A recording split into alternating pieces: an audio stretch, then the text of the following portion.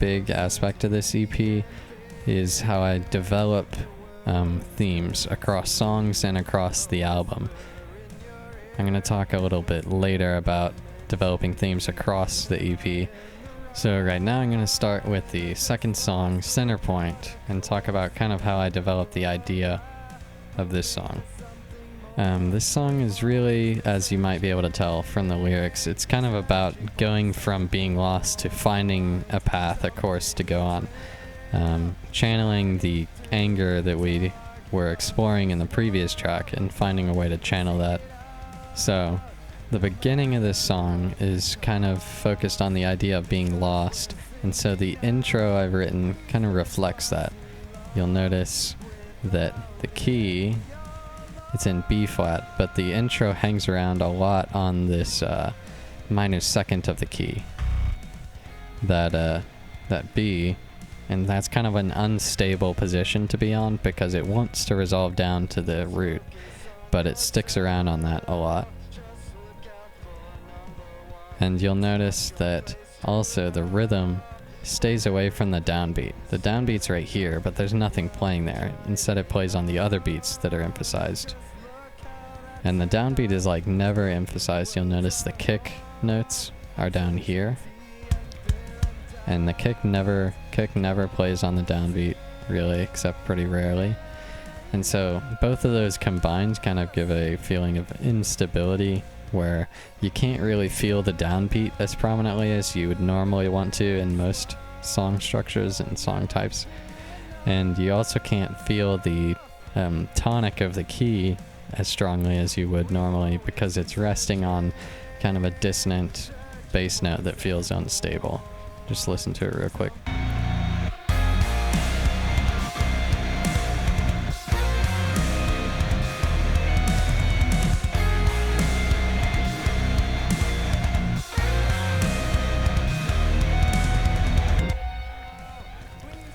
So you'll see how that whole section kind of sounds lost in a way, where you have a kind of unstable feeling to it, and that kind of expresses kind of the main theme. This kind of continues in the next verse where you have a 7/8 or 7/4 version of the original riff.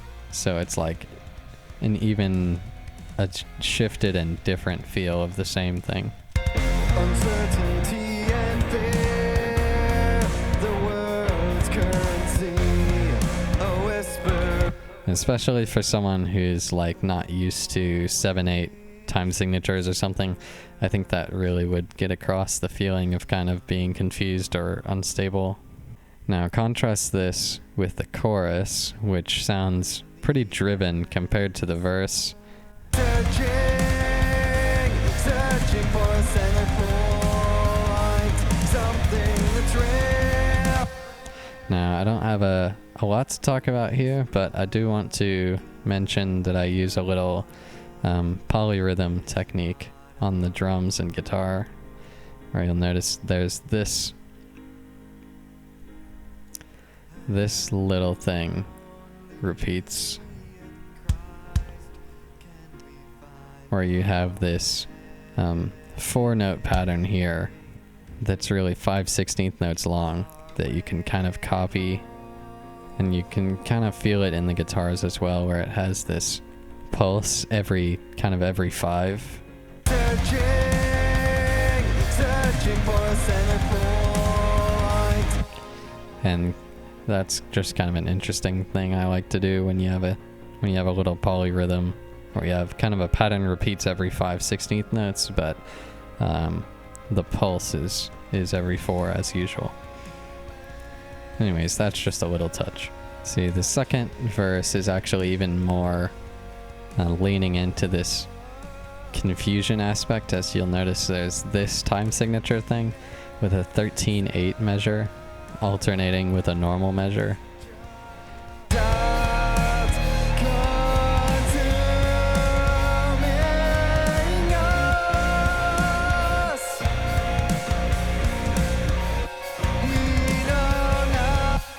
So this section is kind of alternating between a confused, unstable type of measure and in a pretty grounded measure, like it's kind of indecisive going back and forth. And of course that resolves back into the chorus, but I just wanted to mention that just in case you didn't know what time signature this was, or kind of that's another interesting touch. Moving on to the bridge, this change here is very abrupt. And that was definitely on purpose, where you have a piano being introduced for the first time in this EP. The piano has like a different character to it. Like it sounds very pure. You have each note kind of being struck. Yeah, there's something unique about how the piano sounds that I wanted to use here.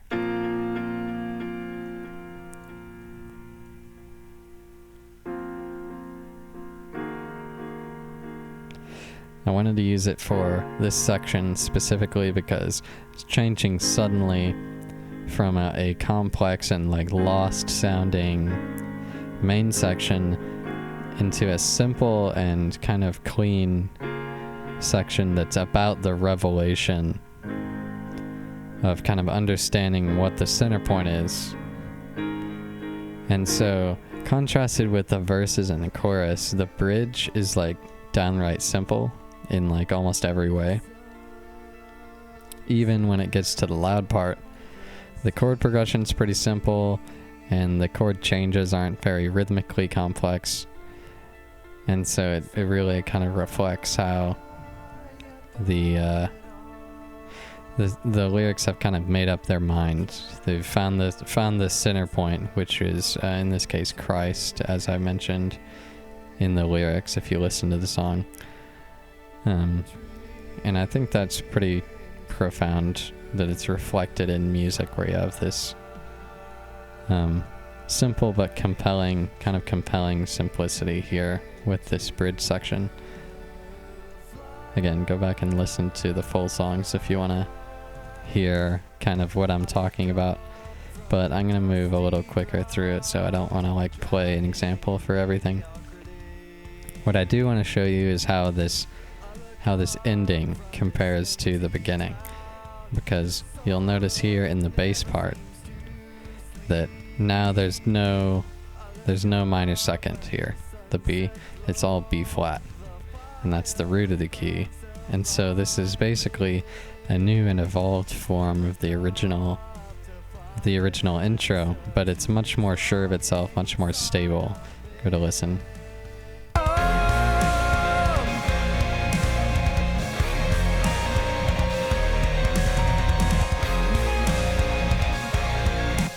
And that's, again, the last word of this bridge is home, which is right on the downbeat there, as compared to the previous intros, which always had lost at the beginning, and the more unstable version of this same thing.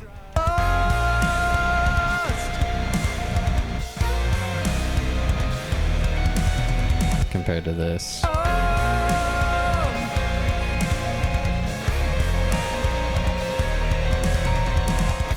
So that's the kind of a big difference in feeling from just kind of a subtle change, but I think it kind of illustrates the evolution of what I was going for this song. And there's a similar progression in the next song, Dream to Fly. First, I kind of introduced this very simple but kind of compelling theme here in the guitar. And this is solidly in D minor, and this carries us through this first verse section all the way into the first chorus. And I want to show you how the harmony changes in the first chorus.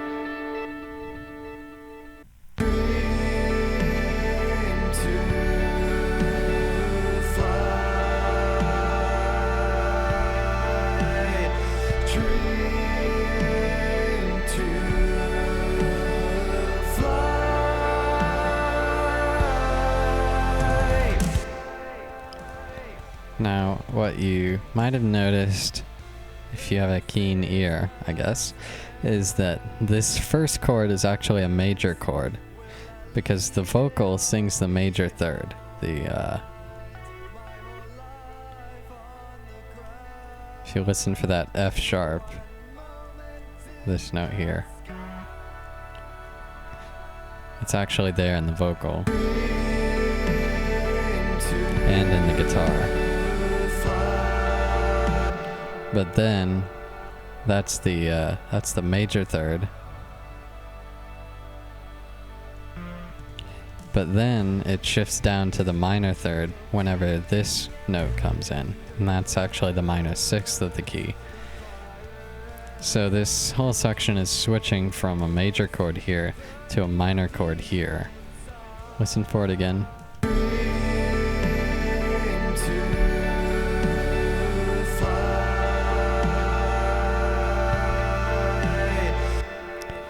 So there's kind of this like instability here, not unstable like the part we mentioned earlier in Centerpoint, but more kind of indecisive, rocking back and forth. You have this major hopefulness contrasted with a minor feeling in the second chord, and so it's the whole theme is like these two things fighting each other throughout the whole song, during the chorus especially, because this kind of back and forth section of course resolves to the verse, which is very solidly in minor again. This verse is a lot more grounded than the softer intro, and then this second chorus kind of reflects the more minor and grounded feeling of this whole second cycle here, because there's a new chorus vocal that doesn't sing the major third, if I'm not mistaken, even though the original vocal is actually in the background.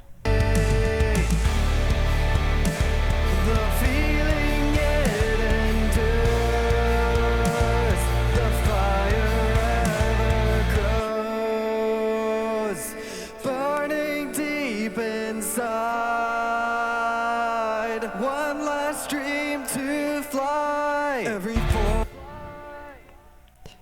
Yeah, this whole section of the song here, from the second verse and the third verse to the third chorus, kind of continue that tension between the kind of hopefulness of the dream that's expressed here in the first chorus and kind of the world that is described in the first and second verses here.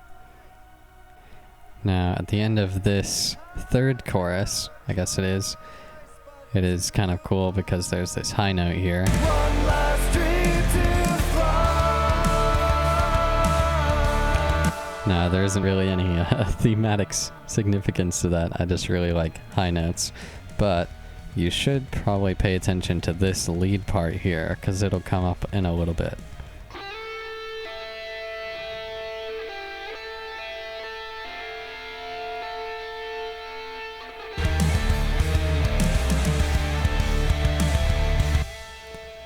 Because after this kind of nice groovy loud section, we go into, I think, the most significant part of this bridge, and probably the most significant part of the song as a whole, because we go out of that loud section into this quiet bit here. This is my last chance. You'll notice that this chord held here isn't the root, it's actually the fifth. That kind of gives it an unresolved feeling, where it feels like it needs to resolve somewhere, but it doesn't know where exactly. That's kind of the feeling I was trying to express here. And of course, you'll notice that the original theme in the guitar comes back here. It's very prominent here, kind of to call back to the very beginning. Even though it's under this new root, it kind of gives a different feeling, kind of like it's waiting for something. At least that's kind of the feeling it gives me. And of course, this sort of unresolved feeling is very appropriate for what the lyrics are talking about. They're talking about making a choice between life on the ground and going up into the sky. And that's kind of like the whole point of this song, is that decision. And once you listen to this transition, I think that you would know what the choice was here. For one moment in the sky.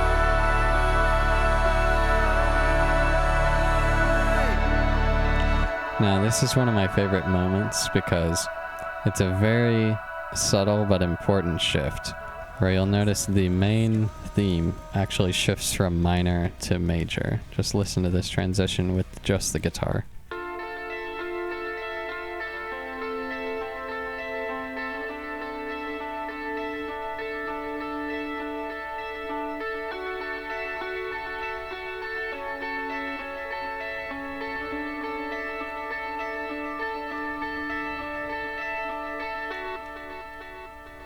And that's just like a very nice little element that you can do if you wanted to, for example, transform a theme and have an emotion shift in a song. You could do something like that, where this is a very simple theme, but just shifting it from minor to major kind of gives a completely different feeling within this section. My whole life on the ground. For one moment in the sky.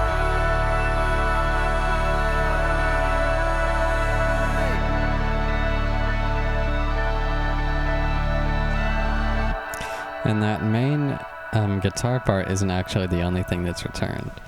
If you look at this lead part, you'll notice it's kind of similar to what I showed you earlier.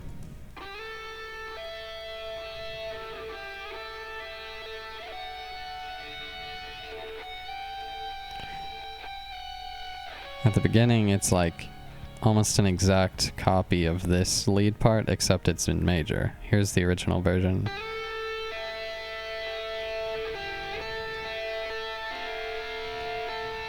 And here's the major.